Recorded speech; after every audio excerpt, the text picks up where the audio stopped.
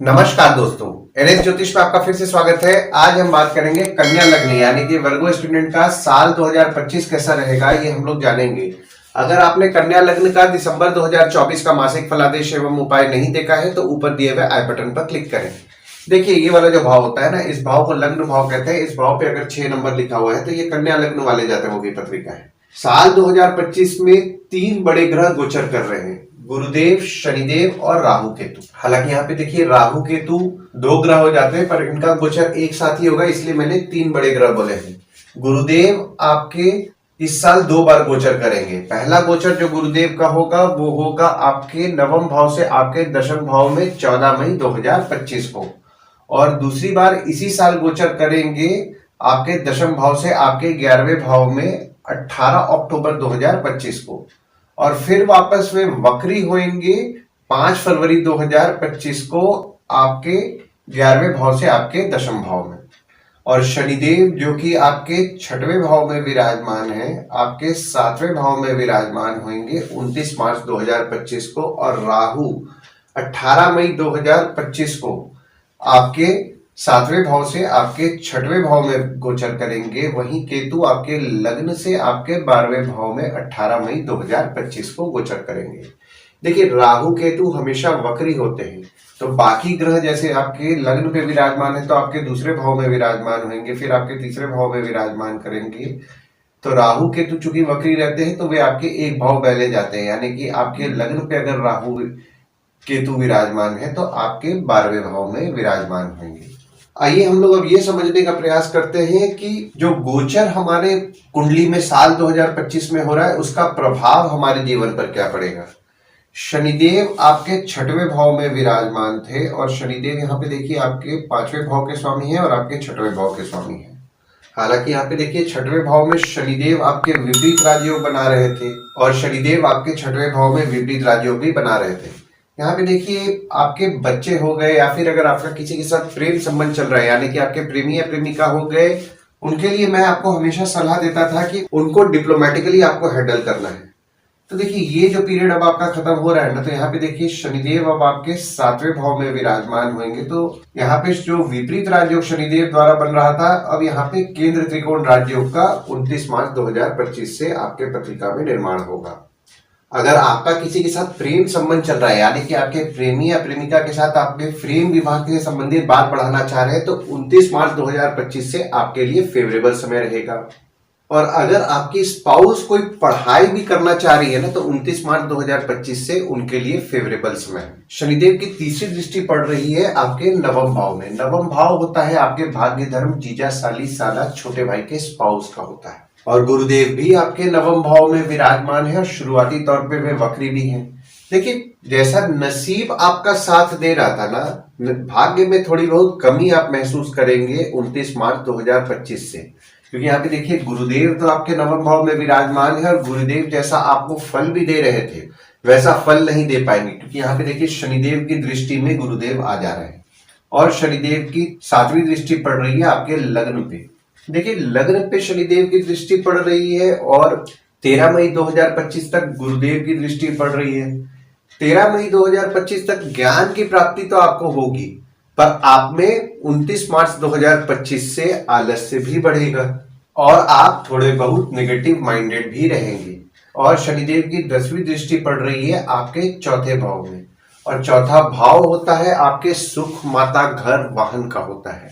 तो देखिए यहाँ पे 29 मार्च 2025 से 13 मई 2025 तक आप सुख में कमी महसूस करेंगे। माता से मनमुटाव होने के योग बन रहे हैं, माता से मनमुटाव होने से बचें। हालांकि यहाँ पे देखिए ज्यादा लंबे समय के लिए मैं ये बात नहीं कर रहा हूँ, मैं ये 29 मार्च 2025 से 13 मई 2025 तक की बात कर रहा हूँ, क्योंकि उसके बाद देखिए यहाँ पे गुरुदेव की दृष्टि पड़ने लग जाएगी। तो जो मनमुटाव अगर आपका हो भी रहा है तो उसमें आपको सुधार देखने मिलेगा, और फिर आपकी माता के साथ या आपके सुख में आपको मिला जुला फल मिलेगा। नई प्रॉपर्टी अगर लेने का सोच रहे हैं तो यहाँ पे 14 मई 2025 से आपके लिए फेवरेबल समय बन रहा है, क्योंकि यहाँ पे गुरुदेव अपने राशि में ही दृष्टि डाल रहे हैं। देखिए, शनिदेव आपके 6वें भाव के भी स्वामी हैं, जो कि आपके 7वें भाव में 29 मार्च 2025 से विराजमान हो रहे हैं। तो अगर आप कोई काम अपना पार्टनरशिप में करना चाह रहे हैं और मामा मौसी के साथ करना चाह रहे हैं तो 29 मार्च 2025 से आपके लिए फेवरेबल समय है। और दूसरा गोचर हो रहा है यहाँ पे गुरुदेव का। गुरुदेव आपके नवम भाव से आपके दशम भाव में 14 मई 2025 को विराजमान होंगे और 14 मई 2025 से लेकर के 17 अक्टूबर 2025 तक आपके दशम भाव में विराजमान रहेंगे और फिर वक्री होकर के गुरुदेव आपके दशम भाव में विराजमान होंगे 5 दिसंबर 2025 से। तो देखिए गुरुदेव जो आपके दशम भाव में विराजमान हो रहे हैं ना, गुरुदेव आपके चौथे भाव के स्वामी हैं और आपके 7वें भाव के स्वामी हैं, जो कि आपके दशम भाव में 14 मई 2025 से विराजमान हो रहे हैं। तो 14 मई 2025 से 17 अक्टूबर 2025 तक जो भी लोग घर वाहन से संबंधित काम करते हैं, जैसे कि ट्रांसपोर्ट हो गया, रियल एस्टेट हो गया, नई पुरानी गाड़ी खरीदना बेचना, car detailing, car accessories, property खरीदवाना बेचवाना, उनके काम में उनको बढ़ोतरी देखने मिलेगा। अगर आपका कोई काम अटक रहा है तो ये जो पीरियड मैंने आपको बताया ना 14 मई 2025 से 17 अक्टूबर 2025 तक आप वो काम घर से करने का प्रयास अगर कीजिएगा तो आपको ज्यादा अच्छा रिजल्ट मिलेगा। और आपकी स्पाउस हो गए या फिर अगर आप कोई काम भागीदारी में कर रहे हैं तो आपके स्पाउस और भागीदार भी आपके काम में आपका मदद करेंगे और आपकी स्पाउस और आपके पिता के संबंध में आपको मजबूती भी देखने मिलेगा। और गुरुदेव की 5वीं दृष्टि पड़ रही है आपके दूसरे भाव में और दूसरा भाव होता है आपके वाणी कुटुंब कोष का होता है। पारिवारिक संबंध में आपको मजबूती देखने मिलेगा। सेविंग्स आपका निश्चित तौर पर होगा, यानी कि आप जो आपके काम पे मेहनत करेंगे उस मेहनत का आपको लाभ मिलेगा और आपका सेविंग्स निश्चित तौर पर होगा। गुरुदेव की 7वीं दृष्टि पड़ रही है आपके चौथे भाव में और चौथा भाव होता है आपके सुख, माता, घर, वाहन का। माता के साथ आपके संबंध में मजबूती आएगा, घर वाहन का आपको सुख निश्चित तौर पर मिलेगा। और अगर आप कोई प्रॉपर्टी खरीदने का सोच रहे हैं ना तो 14 मई 2025 से 17 अक्टूबर 2025 तक आपके लिए फेवरेबल समय यहाँ पे बना रहे हैं, मतलब कि प्रॉपर्टी के योग बना रहे हैं।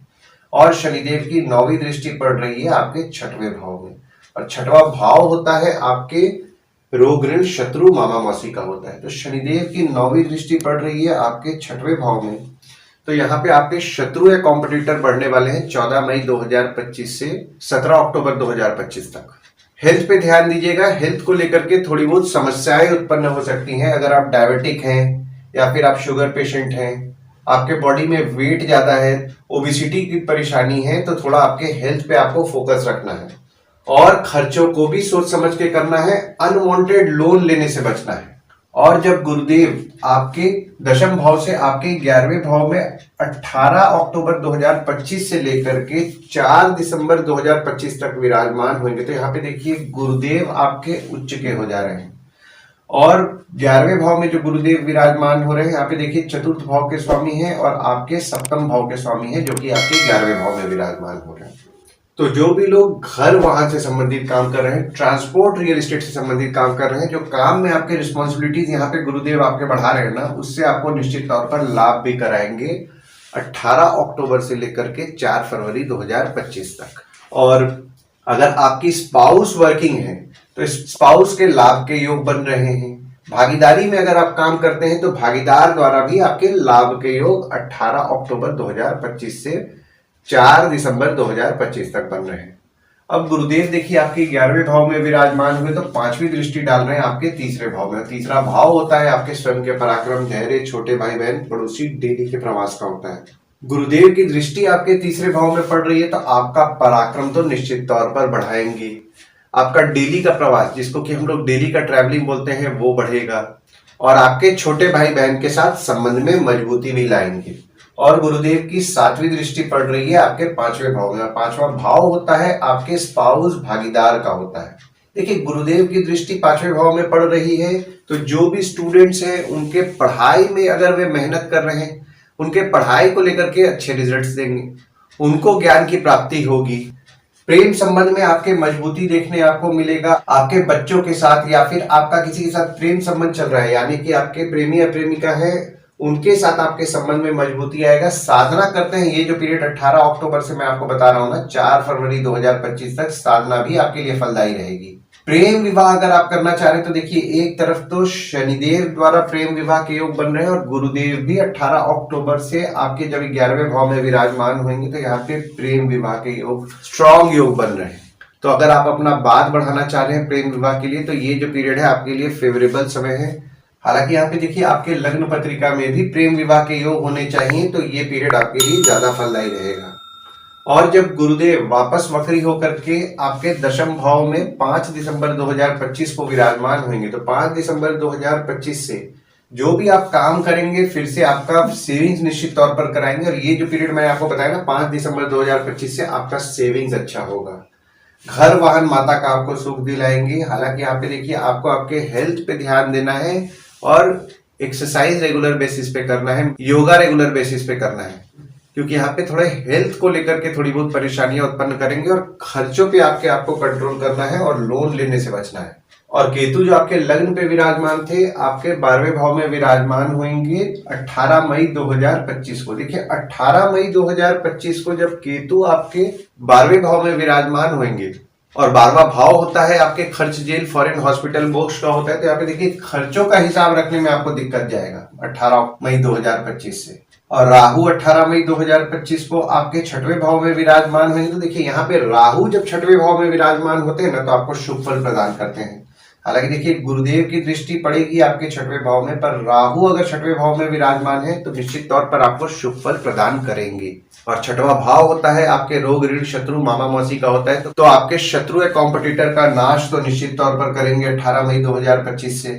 हालांकि यहाँ पे देखिए, गुरुदेव की दृष्टि भी आपके 6वें भाव में पड़ रही है, तो यहाँ पे आपके शत्रु या कॉम्पिटिटर बढ़ेंगे, पर आपके शत्रु या कॉम्पिटिटर का नाश करेंगे।